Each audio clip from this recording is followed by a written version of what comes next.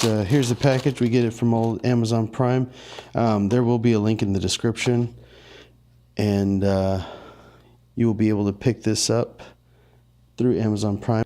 And we just want to give a shout out to US Linnnzi. That's Linnzi.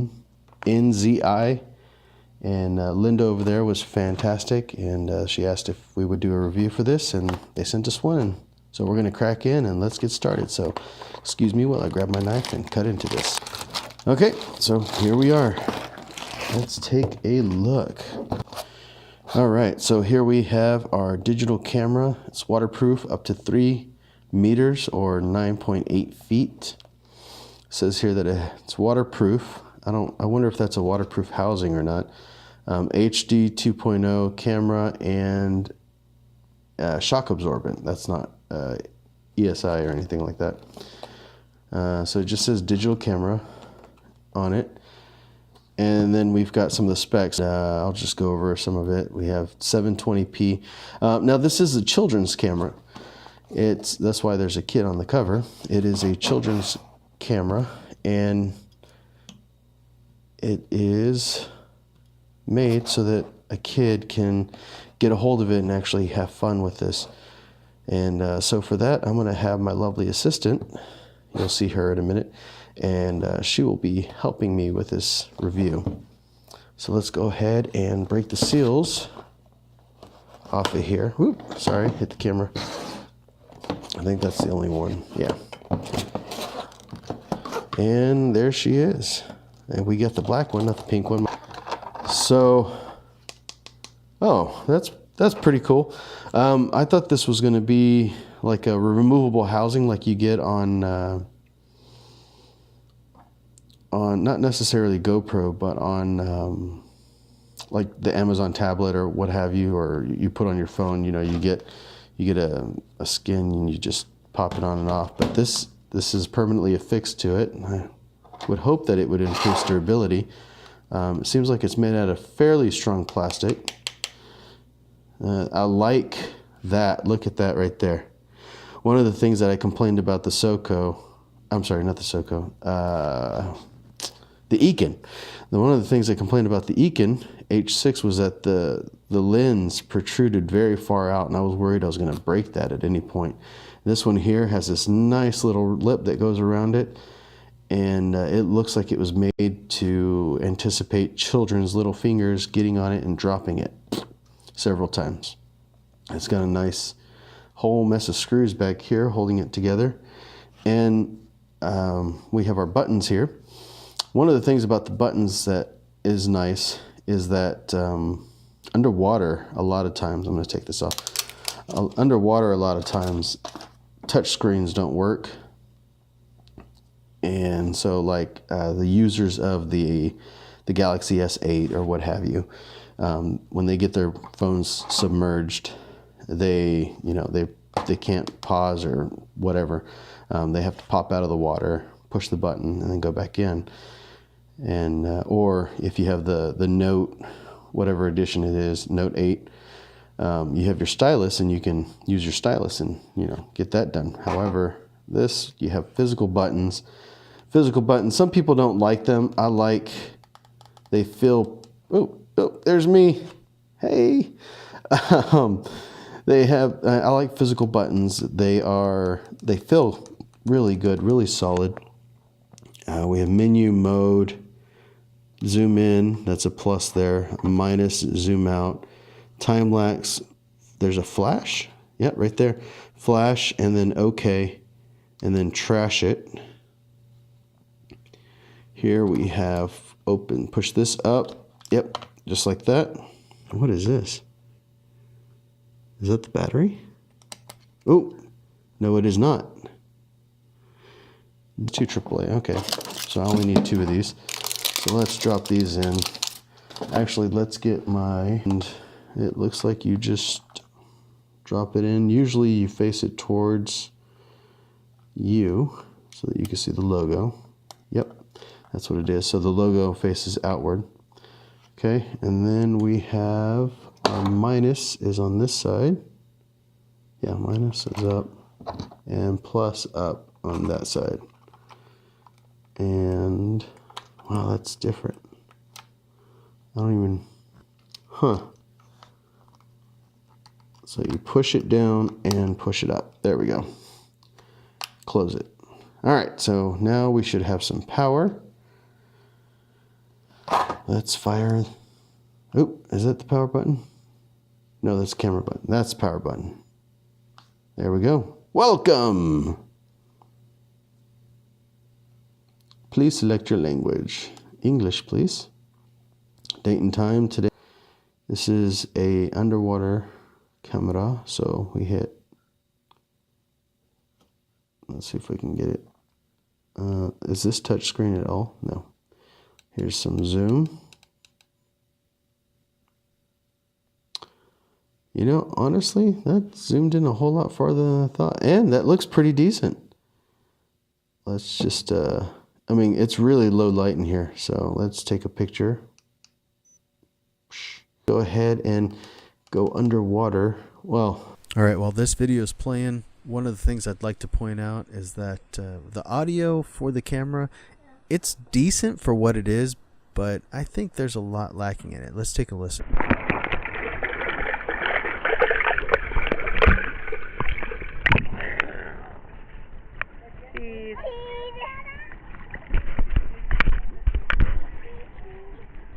Maybe.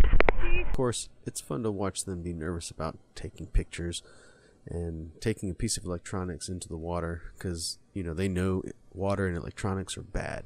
But the camera held up nicely. It was splashed a bunch of times and dropped several times. The camera did what it's supposed to. We also took it into the water and just got a little bit of underwater action shot.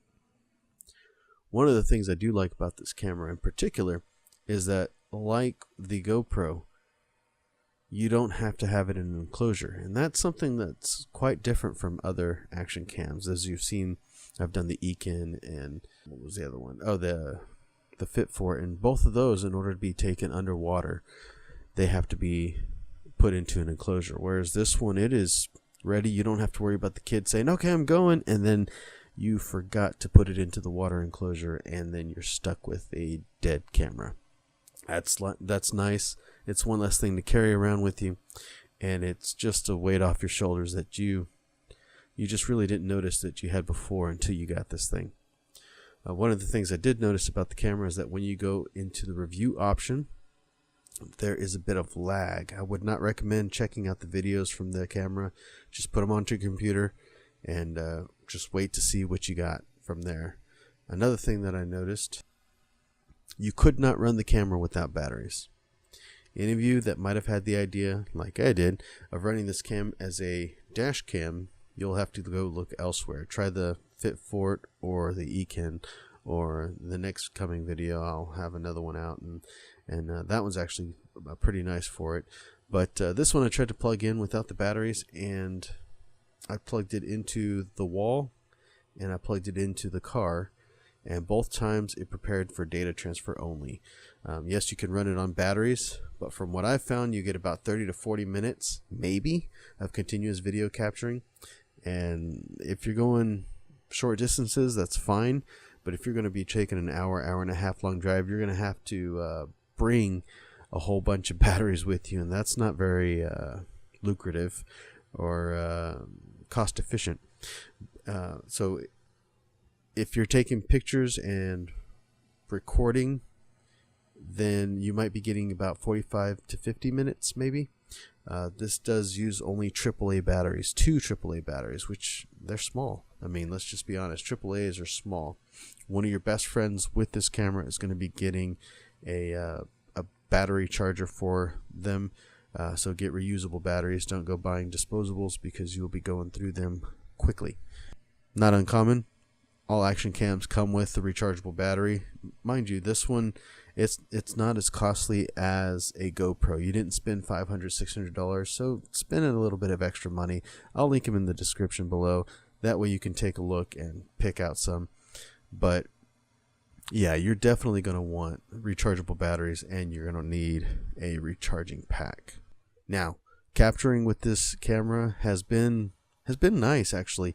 I think I might be wrong, and maybe the creators of this camera can come in and tell me, but I think that they made this as a digital camera first and then made it into a video capture camera. The reason I say that is because, for one, unlike most action cams, they start you off on the camera first. Usually it's the other way around. They start you off as the action cam first, or the video recording. The other thing is, up at the top, it shows there's a camera shutter. For the shutter, it's an actual camera picture. And I know those are small things to point out. However, it takes fairly decent pictures, and the flash on it helps out taking pictures at night, which is really nice. I know the action cams that I do have, they don't take good pictures at night at all because, well, they're not really made for that. Whereas this one, yes, it's a camera, an action cam for kids, but it'll get the job done. I mean, if you're at a birthday party or what have you, you have a flash on them, and your kids will be able to take a picture in the middle of the night, and that's something nice. Yes, the pictures will be washed out from the flash, and that's okay. You're not expecting your child to go out there and take professional photos, because that's just not what they're going to do. You know, it's something quick, fun, and easy for them to do, and it works. The camera for taking pictures works wherever you're at. For video capturing, make sure you're out in the sunlight. The sun's been plenty of light for us, and it's been quite adequate. Alright, so before we close out this video, one of the things I'd like to show is the zoom for this camera. Most action cams don't have zoom, and let's just take a look at it. Overall, I'd say that this digital camera is pretty decent for an action camera. However, this was made for kids, and my kids absolutely enjoyed it. I mean, they freaked out about it. They wanted, I have to stop them because I haven't purchased rechargeable batteries yet, so we're gonna have to do that. Yeah, I'm gonna be going to get me some rechargeable AAA batteries because they absolutely adore this camera. And I'm not sure what I enjoy more, the fact that they have a camera that they like and that they're gonna use, or the fact that they leave my camera alone. I do know one thing for sure though, I'm gonna need 2 more. Alright, that's going to do it for this video. I hope you've enjoyed. Don't forget to like, subscribe, and let me know what y'all think about it in the comments. Don't forget to check it out and hit the link in the description to help out the channel.